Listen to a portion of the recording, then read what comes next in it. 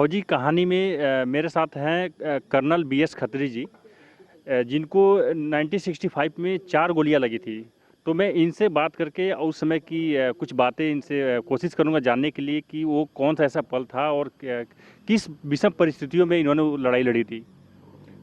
सबसे पहले तो मैं देवभूमि को धन्यवाद बोलता हूँ कि आप लोग आए और फौजियों का ख्याल रख के जनता को फौजियों की लाइफ हिस्ट्री बता रहे हैं कि लड़ाई में क्या होता है, कि इतनी तकलीफ़ें हमको होती हैं और हम देश की सेवा के लिए हमेशा मरने के लिए तैयार रहते हैं।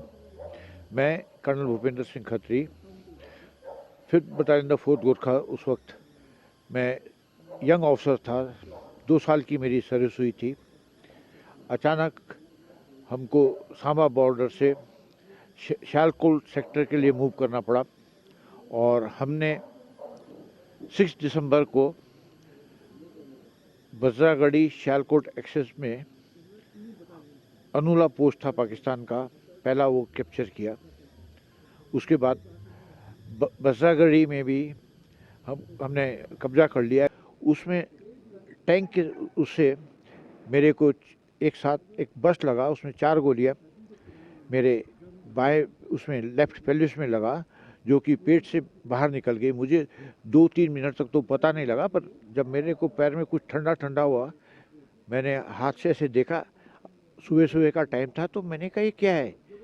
तो मैं मेरे बगल में मेरा जो सेवादार था अमर बहादुर, उसको बोला मैंने, अमर बहादुर लगता है मुझको गोली लग गई।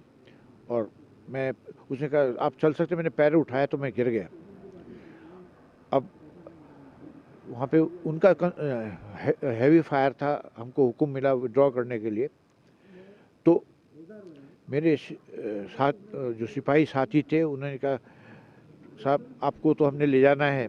मैंने कहा नहीं, मैं तो घायल हो गया, अब तुम फंस जाओगे। उन्होंने कहा नहीं, अगर हम खाली हाथ गए तो हमको सीओ साहब मार देगा। इसलिए बड़े मुश्किल से वो एक नाले में लाए, पर एक नाला जो कि क्रॉस करना बहुत मुश्किल था। जो क्रॉसिंग एरिया थे वहाँ पे दुश्मन के फिक्स लाइन लगे हुए। फिक्स लाइन का मतलब होता है कि दुश्मन के हथियार उसी जगह फायर करते हैं।